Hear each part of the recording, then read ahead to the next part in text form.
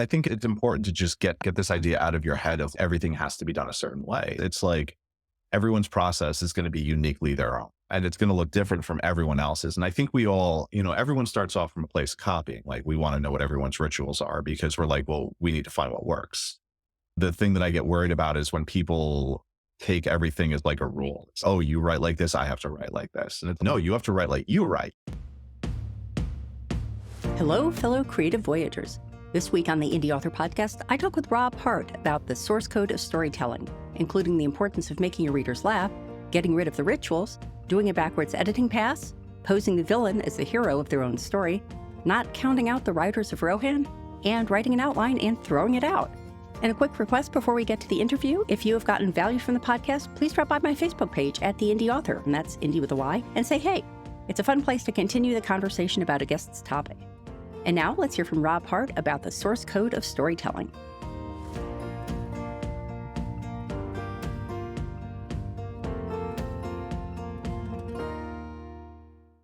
Hello, and welcome to the Indy Author podcast. Today, my guest is Rob Hart. Hey, Rob, how are you doing? Hey, thanks so much for having me. I am happy to have you here. To give our listeners and viewers a little bit of background on you, Rob Hart is the author of The Paradox Hotel and The Warehouse. He also wrote the Ash McKenna crime series, the short story collection Take Out, the novella Scot Free with James Patterson, and the comic book Blood Oath with Alex Segura. His next books, which are coming out in 2024, are Assassins Anonymous and Dark Space, the latter of which is also co-written with Alex Segura. And the topic of our conversation today is going to be the source code of storytelling. And this came from a wonderful presentation that Rob gave at the 2023 Writers Digest conference that I attended.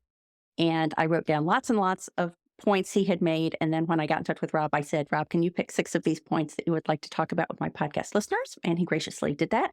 And so I'm just going to throw them out for the conversation and see where the conversation takes us. So the first topic that I wanted to hit was make your reader laugh. Why should we make our reader laugh? I think that's so important, is to be able to inject humor into your work, even if you're writing something really serious. You don't have to take what you're writing and make it into a comedy. But the thing is, when we can laugh with characters, we like them more. This is something that I did with Assassins Anonymous, which is coming out in June. And it's about basically the world's best hitman. He's like a John Wick type character who gets into a support program for killers because he doesn't want to kill anyone anymore. And one of the earliest decisions I made with him was that I had to make him funny. I had to make him really funny and really charming, because he's going to do things later in the book that if you don't love him, I'm going to lose you as a reader. So there needs to be that sort of like intimacy and that closeness to the character. And I think in a general sense, when an author or a director or anyone can make us laugh along with the characters, like it opens us up a little bit more. And once we're a little bit more open and a little bit more vulnerable, that's when the really dramatic moments can hit. And that's when they land like body blows. And I think the master of this is James Gunn, the director who did the Guardians of the Galaxy movies, which are really goofy, silly, ridiculous, over the top movies, until you get to the end, until you get to those really resonant emotional moments. And they just land so hard, because we've spent all this time just falling in love with these characters because of how goofy and ridiculous they are. The example that often strikes me when I think about making people laugh where you wouldn't expect them is in Pulp Fiction, when they shoot the guy in the backseat. It's been a long time since I've watched Pulp Fiction, but so Pulp Fiction is not the normal kind of movie I watch, and I had put it off for a long time because I figured probably not for me. But I got really engrossed in the movie, and that moment came just like when I needed a break. I needed a mental break. And it sounds horrible, but I don't know that I've ever laughed as hard as I did at the scene where the guy gets shot in the back seat, which sounds kind of creepy, but I think that's the intended effect. And that's the thing, is it also works as a pressure release valve. Sometimes you kind of need that. Sometimes when things are like really dark for a really long time, you just got to give your audience a little bit of a break. You got to let them laugh. You got to let them just decompress a little bit, because if you're just hitting them with the same thing over and over again, it's going to be too much. Yeah. And I like that idea about making the reader laugh because they'll trust you. That's kind of a different spin than I'm used to hearing. Can you talk a little bit about how you can use the humor to build trust with your reader? Yeah. So this is something that I go back to a lot. This is something that Chuck Palahniuk, the author of Fight Club, teaches about establishing authority. And there are two ways to establish authority, which is the head method and the heart method. And the head method is by demonstrating things like knowledge and technical proficiency. So when I'm writing an assassin character, showing him be really good at his job or showing how brilliant he can be in a stressful situation, that's head method.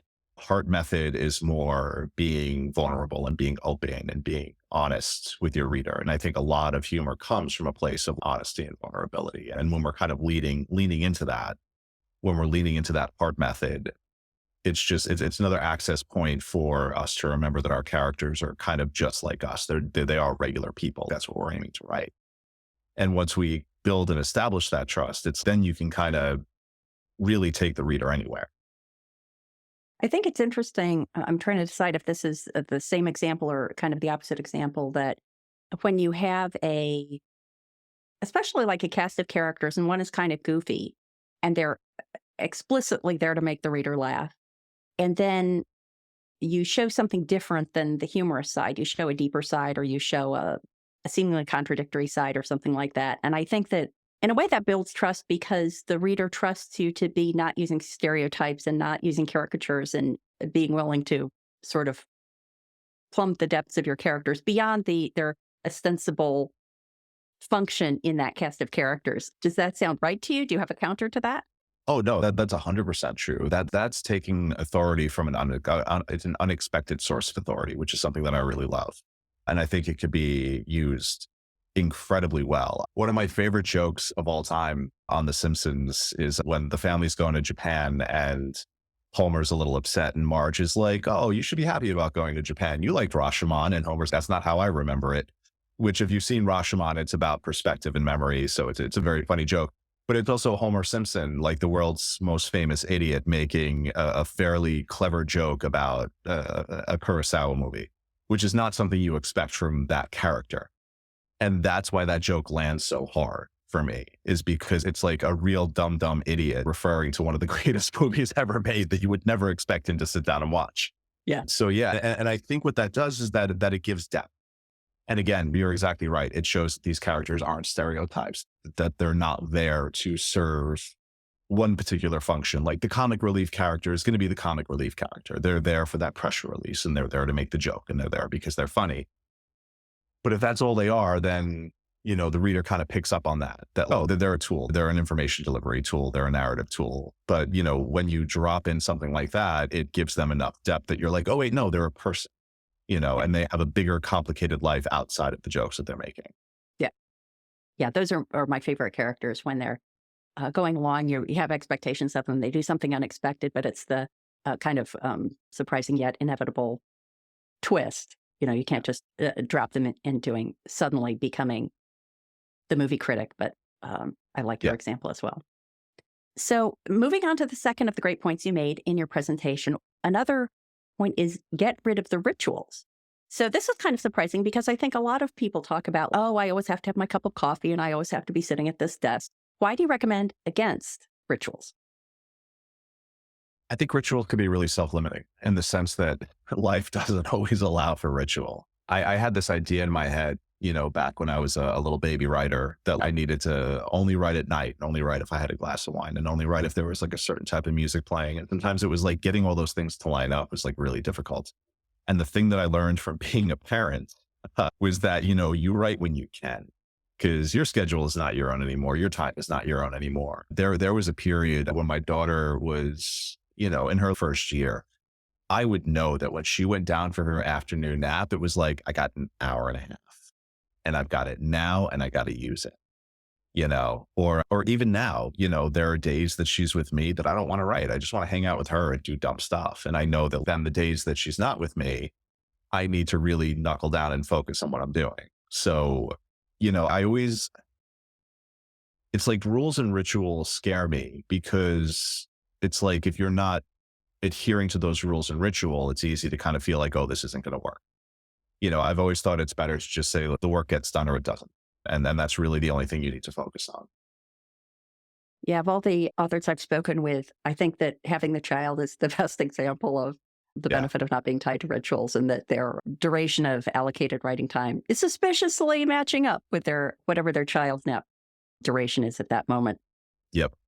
Yeah. And I think it's important to just get this idea out of your head of everything has to be done a certain way. It's like everyone's process is going to be uniquely their own. And that's really what you spend a lot of, even like the first couple of years of me like trying to learn how to do this was me trying to figure out how is the way that I need to do this, and it's going to look different from everyone else's. And I think we all, everyone starts off from a place of copying. Like we want to know what everyone's rituals are because we're like, well, we need to find what works.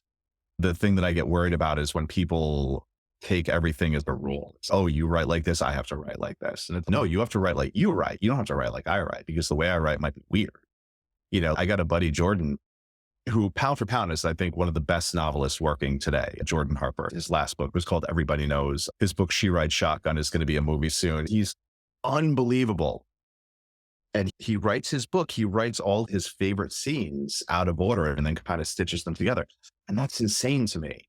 It's like, how? Like that is not a thing that I could ever understand or recommend to anyone. And yet he's amazing.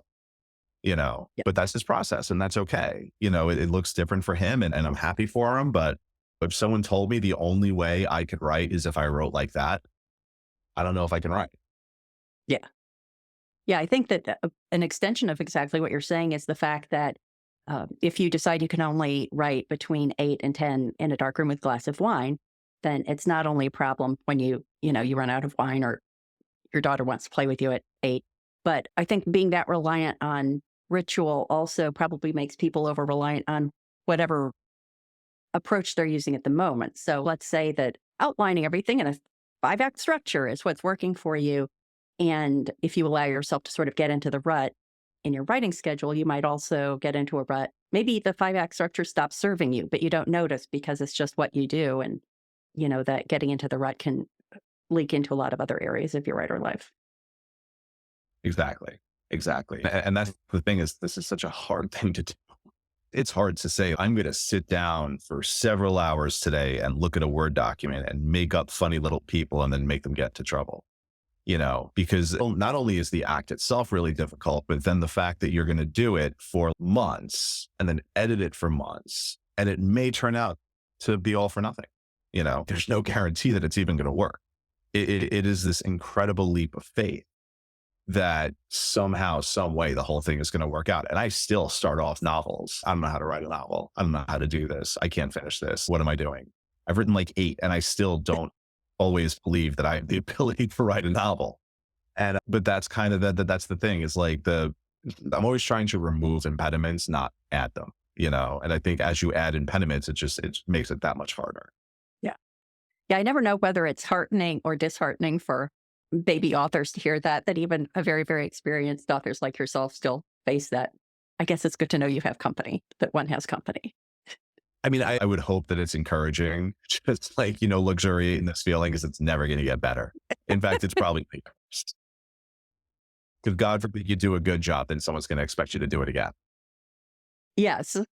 These things unto themselves could be whole podcast episode discussions, plumbing the depths of these kinds of questions. The third point you had talked about in your source code of storytelling was doing a backwards editorial pass. So talk a little bit about that.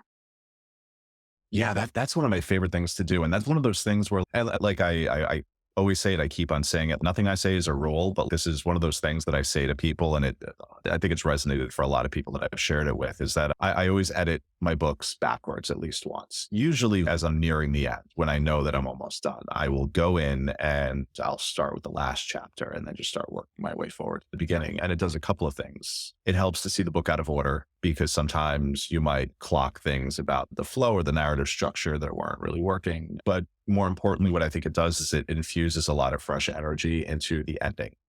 Because my experience as a freelance editor has been that people have given me books that I see so much time and so much effort has gone into the beginning of the story. And then you can tell by the ends, they were just like, I just want to be done. I am finished. And things kind of peter out and you lose some of that energy. You get that, like, I want to be done energy.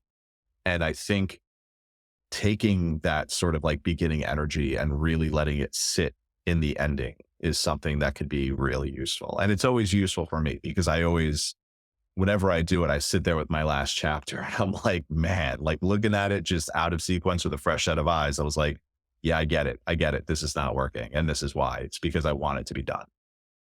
Have you ever written the last chapter first? Oh God, no. I very much write in linear sequence. And that's the best way for me that it works. I always know mostly what my ending is going to be, if not in specifics, then at least in spirit. I don't know that I could ever write a story without understanding where I was going. Because if I was just sort of like writing, then I would write forever and would never stop. But yeah, it's usually my endings, I feel like, are pretty close to where they always are going to end up being. You talked about sometimes the energy has become, I just want to get this done energy. Are there red flags you look out for when you're reading that ending, or tips you have for people if they try this out and they experience that, but they don't know how to fix it? That's a good question. I always try to take each section that I'm working on, whether it be a chapter or like a larger section of the book, and try to view it like completely in sort of, how do I say this? Like its own little islands. I'm still considering the rest of the story and how it plays out, but I'm most focused on what is this one particular scene mean? What needs to happen here? Am I accomplishing that? Am I getting across the point that I want to make? Are the characters doing what they need to do? It's isolation. It's trying to view these things in isolation almost. Almost like you would consider an episodic season of television where, you've got an episode that tells that keys into a broader story, but is still telling a very specific narrative that's confined to 30 to 45 minutes or whatever. And when I think of it in terms like that, it's easier to kind of look at that and say, okay, the only thing that matters right now is this scene, these two characters in this cafe having this conversation. Am I accomplishing what I set out to accomplish when I put it here in the first place? Yeah, I really like that. I really like the analogy of having it be like assessing a TV series. That's very cool. So I'm going to move on to the fourth point you made that I Sure. called out, which is pose the villain as the protagonist. And I don't know if this is what you intended there, but the way I saw this play out, and if listeners are bored with hearing this story, just fast forward like 1 minute. So I had to write a novella between my third and fourth Lizzie Ballard thriller because the chronology was such that whatever happened to Lizzie Ballard, the protagonist, could happen days, weeks, even months after the end of book 3. But the thing that was going to happen to the antagonist next was going to happen literally seconds after the end of book 3. And I kind of left it hanging there because it's a cliffhanger. It's a series. I wanted people to read on. And then when I started working on book 4, I realized that accommodating this disconnect in the chronologies meant that like the first 5 chapters of the 4th book were about the antagonist, which isn't really what I wanted. So I ended up writing a novella. And I'm really kind of perplexed about how to market it because it's definitely for the people who read book 3, they're getting onto book 4 and they need that bridge. And it's for me because I love my antagonist. Yeah. And certainly in that book, the antagonist of book 3 is the protagonist of the novella. So that's the example I came to this tip with. And can you talk about what you intended for people to take from that tip? Sure. That's a really cool idea that you had. I really dig that. Yeah. I mean, I think it's always important to remember that no one wakes up and says, I'm going to do evil today. Even people that we might as a larger society perceive as bad, a lot of them wake up and say, I'm going to do the thing that is best for me today, or I'm going to do the thing that only I can do because only I am right and everyone else is wrong. This idea of sort of like pure evil that does evil for its own sake is sort of, it's more of, I don't want to say it's kind of childish, but it's, this idea of, oh, there's a devil and the devil just does evil. That's not what a real villain is. A real villain is someone who has depth and has drive and has reason and has ambition. They're just like your protagonist. They're just like on the other side of the coin. I tend to use Marvel movies a lot when I'm using examples because a lot of people have seen them. So it's really easy to do it. But I think Thanos in the Infinity War movies is the most perfect example. Here's a guy who looks at the universe and says, we're struggling to feed people. We're running out of resources. So I'm going to find this magical device that's going to wipe out half of humanity. I mean, half of life in the entire universe. And then there's going to be more resources to go around, which, on one hand seems dumb, right? Because why not? make more resources if you've got a magic device that will do literally anything. But it actually makes sense for his character because Thanos is a warrior. That's what he does. He was literally born in blood and has never known anything but strife and conflict and battle. So of course, a character like that, the first thing he's going to go to is the bloody option, not the compassionate option. So it was a decision that was informed by his character. And the thing that Infinity War did so well is you saw that weight that he was carrying.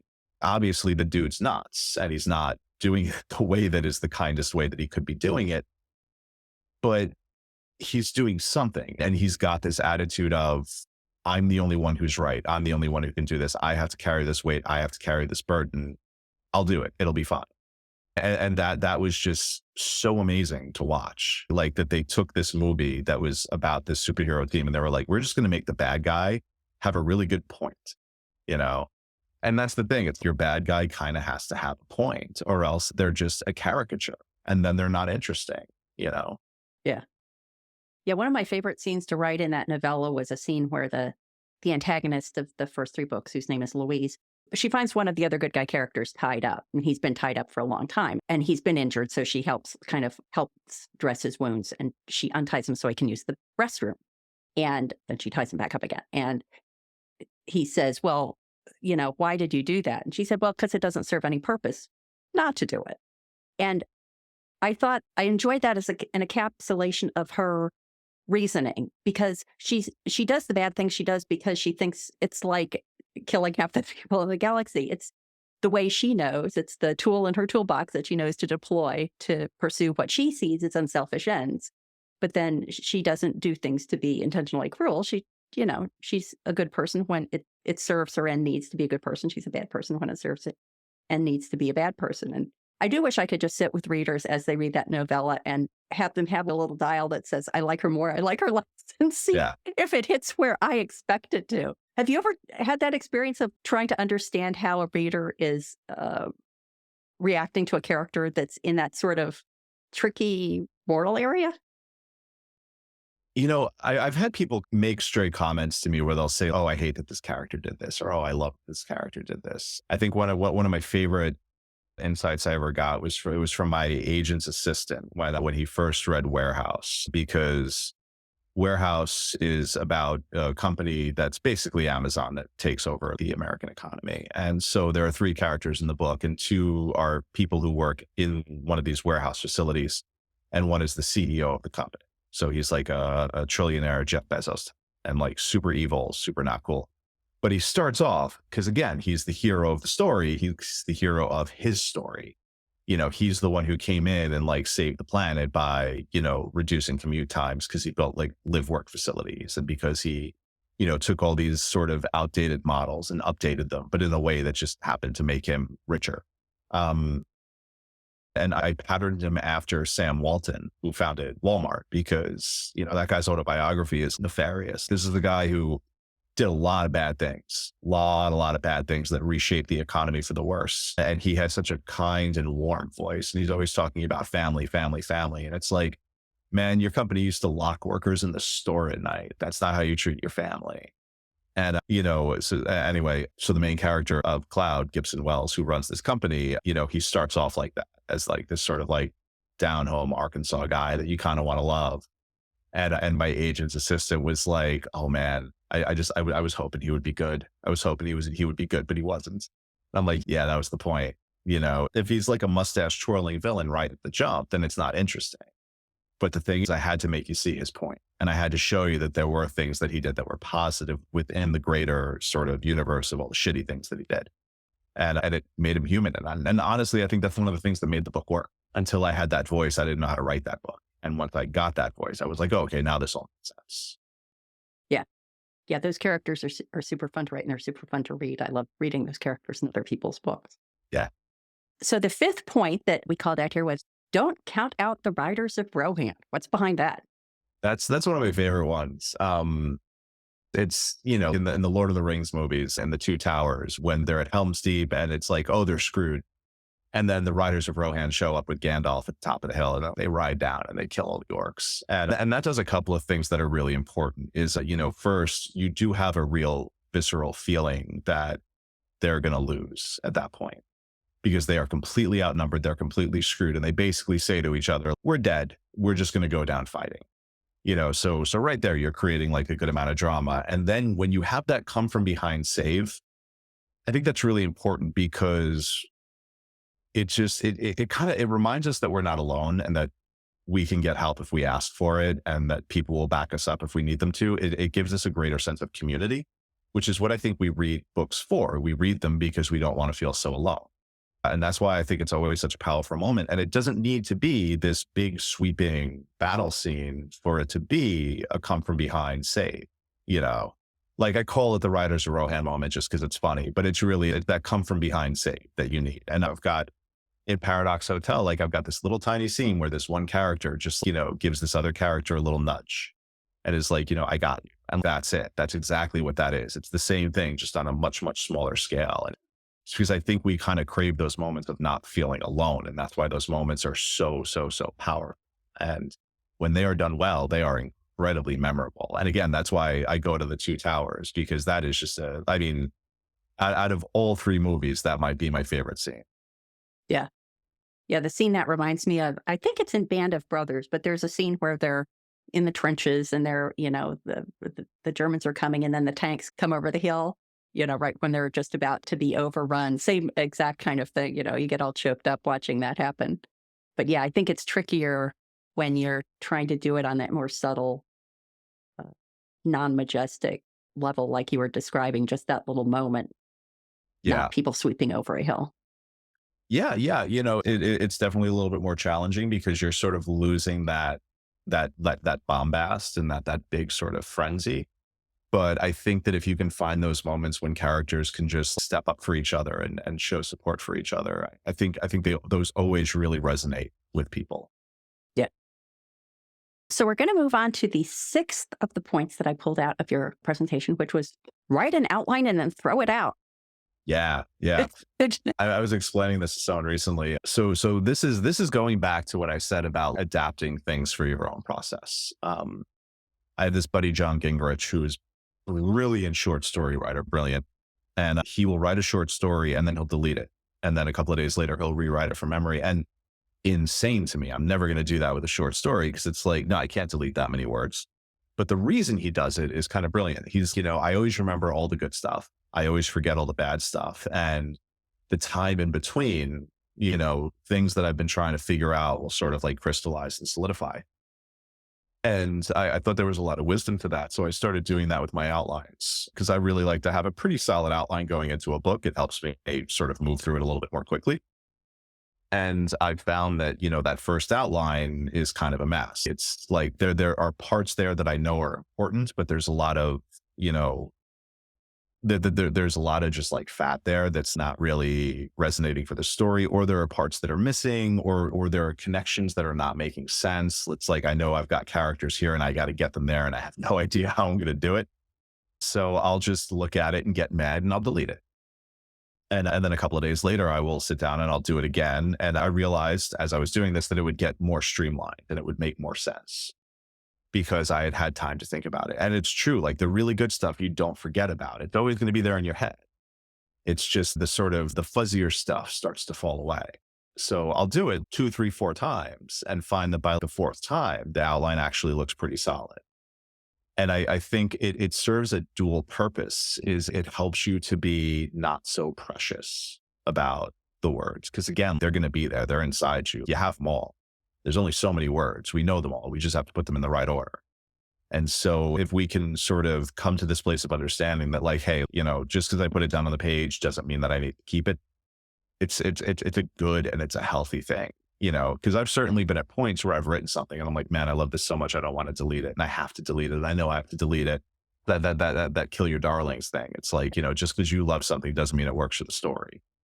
And I think this is an exercise that kind of helps make that whole process a little bit easier. I can imagine that a Training Wheels version of this, if actually deleting the word sounds alarming to people as it does to me. And I think in part because I'm a person who actually typing out the words is kind of the last part of the process for me. Like I'm mulling it over in my head. And so I feel like I'm doing some of that deletion mentally. But I think a baby step could be don't necessarily feel like if you're at the grocery store, out walking your dog, or just out and about and you have an idea, you necessarily have to grab it in your note-taking app. Because those are the things that I find that I might have 7 seemingly brilliant ideas while I'm walking the dog. And when I get home, I've forgotten 5 of them. But there's a reason I've forgotten 5 of them. And the 2 that are left are the ones that I can work on. So that could be like step 1 if people are kind of intrigued, but they're a little scared about the actual deletion of words idea. Yeah, I like that. I like that because I do that all the time where I have Google Docs on the home screen of my phone and I have a different file for everything that I'm working on. And I will do that all the time. I'll just pick up my phone and start jotting down notes on something because something struck me. But yeah, it's sometimes I look back at them and I'm like, half of this is nonsense. I didn't need to write this down. Or like my favorite is when I take a note and I'm like, oh, I should do this in the story. And I go back to the story and it's already there. And I'm like, man, writing books is dumb. This whole process is you do it in a fugue state. It's ridiculous. Yeah, sometimes people will ask me if I get ideas in the middle of the night, and if I do, if I write them down and I'm like, oh no, that would be awful. I wouldn't want to see the results of what I would write down if I captured the things I thought about in the middle of the night. Every now and again, I get a good one. I was watching Kung Fu Panda with my daughter the other day, and there was something in the story of that movie that kind of like crystallized a point for me. I'm writing the Assassin's Anonymous sequel now. And it was like an idea that I sort of have been circling around and I just needed it to be crystallized for me. And watching Kung Fu Panda, I was like, oh, that's what I'm supposed to do. So I'm just sitting there on the couch with her, just taking down notes. Well, I love the idea of wrapping up our conversation at the point where we have now gone from Rashomon to Kung Fu Panda. There we go. It's in multiple. So, Rob, thank you so much. I enjoyed your presentation at Writer's Digest so much, and I appreciate you encapsulating 6 of your ideas here for the podcast listeners. So please let everyone know where they can go to find out more about you and everything you do online. Sure. My website is robwhart.com. I am on Instagram and Threads at robwhart1. I still kind of use Twitter at robwhart, but mostly for promo stuff at the dumpster fire of a site that I'm trying to get away from. But website is always a good place to start. Great. Thank you so much. All right. Thank you for having me. I appreciate it. I hope you enjoyed my conversation with Rob. Which of his tips most resonated with you, and how are you going to put his advice into practice? I would love to hear your thoughts. Just leave a comment on YouTube and please subscribe while you're there. And if you got value from the episode and were thinking, I wish I could buy Matty a cup of coffee, you can do that. Scroll to the bottom of any page at theindyauthor.com and click Buy Me a Coffee to make a small contribution via PayPal or Stripe. Until next time, here's wishing you favorable winds and smooth sailing on your creative voyage.